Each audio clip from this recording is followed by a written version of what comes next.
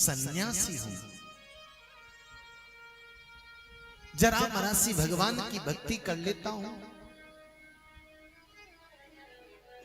अगर रात्रि में शरणागति मुझे मिल जाएगी तो मैं आगे भक्ति कर पाऊंगा, नहीं तो आज की रात्रि इस जंगल के हिंसक जीवों का निवाला बन जाऊंगा, भोजन बन जाऊंगा।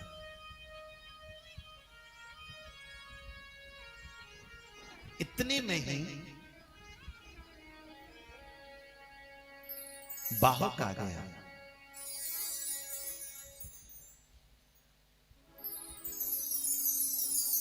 बाहुक ने दोनों हाथ जोड़े महात्मा को प्रणाम किया। महाराज कहिए क्या भिक्षा दूं? संत स्वरूप सदाशिव कहने लगे, बालक भिक्षा बख्श इतनी सी चाहिए कि मुझे रात्रि को विश्राम चाहिए।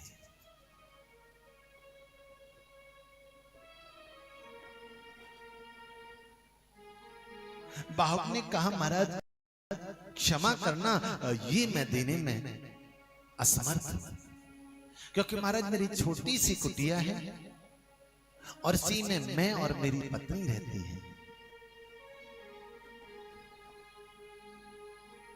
संत स्वरूप शिव कहने लगे, अगर आज तुमने मुझे शरणागति नहीं दी ना, तो मेरी अगर मृत्यु होती है तो उसका कारण तुम भी बनोगे।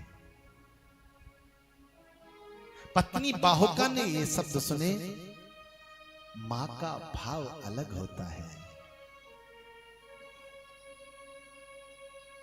बाहुका ने कहा, प्राणनाथ आप और महात्मा कुटिया में अंदर विराजमान रहिए, रात्रि पर्यंत अस्त्र शस्त्र लेकर के मैं बाहर रहूंगी। अगर जीवन मेरा होगा तो मुझे कुछ होगा नहीं, और अगर मेरा जीवन पूरा हो गया तो मुझे कुटिया के अंदर भी कोई नहीं बचा सकता।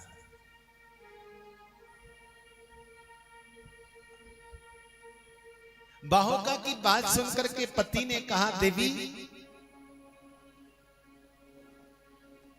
मेरे रहते हुए तुम बाहर रहो, यह संभव नहीं है।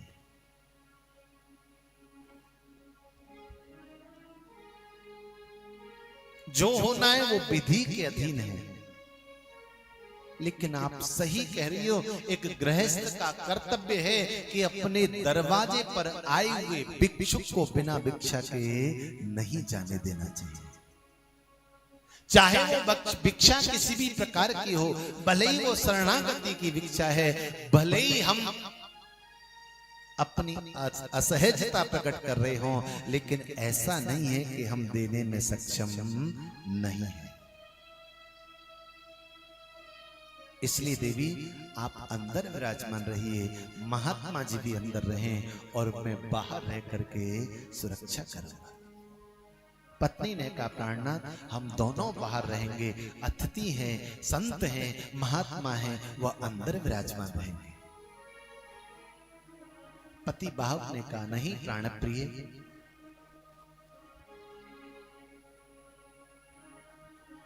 मैं चाहता हूं कि आप अंदर ही विराजमान रहो।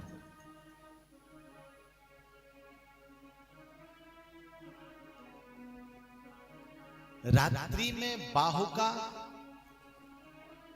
और सदाशिव कुटिया के अंदर निवास करते हैं और पति बाहुक कुटिया के बाहर है। सदाशिव की माया से प्रेरित होकर आज रात्रि में हिंसक जीवों के माध्यम से उस बाहुक को नष्ट कर दिया जाता है। आहुक बहुत व्यथित होकर के प्राणों को त्यागता है और प्रातः काल जब होता है, पत्नी आहुका बाहर निकल करके आती है और अपने प्राणनाथ को जीवित नहीं पाती है।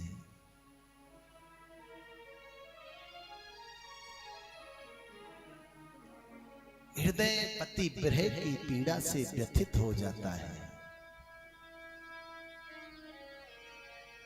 महात्मा स्वरूप सदाशिव भी खिन्न मन से उदास होकर के विलाप करने लगते हैं, देवी मेरी वजह से तुम्हारे पति के प्राण गए, मैं इसका अपराधी हूं। पातिव्रत धर्म को धारण करने वाली आहुका ने कहा, महाराज इसमें आपका कोई दोष नहीं है, मेरे जीवन का प्रारब्ध ही शायद ऐसा था। अगर मेरे जीवन में मेरे पति का साथ अगर और होता तो मेरा पति मुझे जरूर मिलता। आप व्यर्थ में परेशान मत होइए, बस एक कृपा मेरे ऊपर कर दीजिए, एक चिता का निर्माण करा दीजिए ताकि मैं अपने आप को पति के साथ समर्पित कर दूं। सदाशिव ने समझाया, देवी इस प्रकार से आपका पति के साथ जाना उचित नहीं है। आहुका ने कहा, महाराज मैं पातिव्रत धर्म को धारण करने वाली हूं और मुझे पूर्ण विश्वास है जिस समय मैं पति के सन्मुख जाकर के उस चिता के अंदर विद्यमान होंगी, उससे पहले ही मुझे मेरा भगवान, मेरा सदाशिव लेने के लिए आ जाएगा और मैं पति के सहित उसके धाम में जाऊंगी, मुझे कुछ नहीं होगा। ये मेरी पूर्ण निष्ठा है। जैसे ही शंकर ने ये भाव सुने, सदाशिव ने भाव सुने, अंदर से बड़ी प्रसन्नता हुई।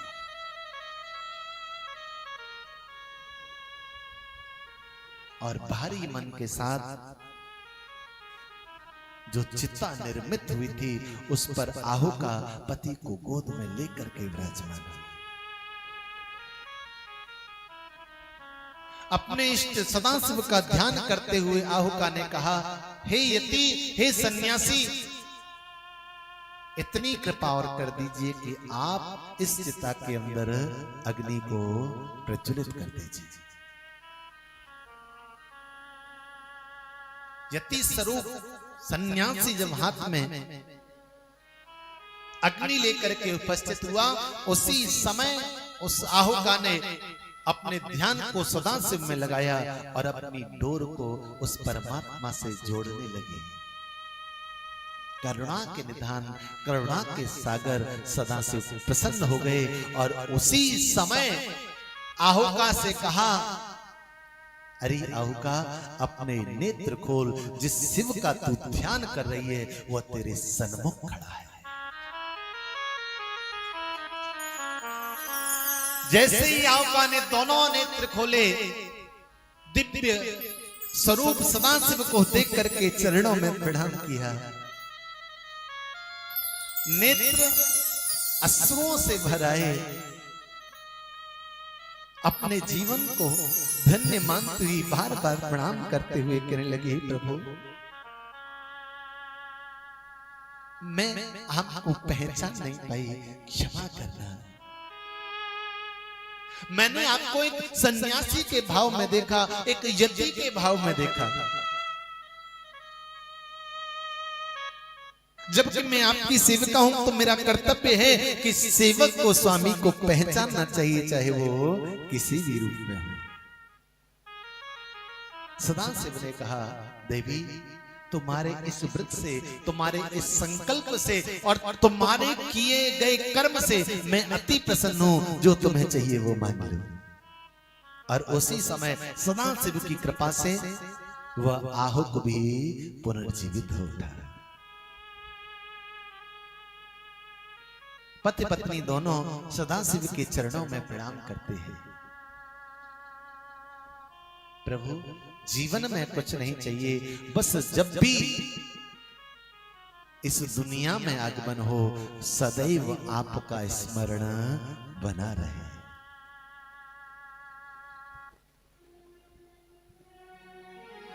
शंकर जी ने कहा, बिल्कुल चिंता मत करिए, इस जन्म में तुम जरूर भील बने हो, लेकिन अगले जन्म में तुम राजा बनोगे। हे आहुक, हे भील, तुम निषद नगर के राजा वीरसेन के पुत्र नल बनोगे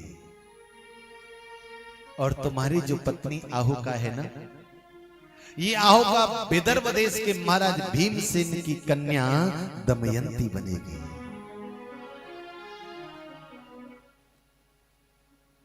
आज जगत की दृष्टि में इसका स्वरूप भले ही सुंदर न हो, लेकिन उस अवतार में जब यह आएगी तो निश्चय ही धरा पर एक अलौकिक अद्भुत कांति वाली होगी।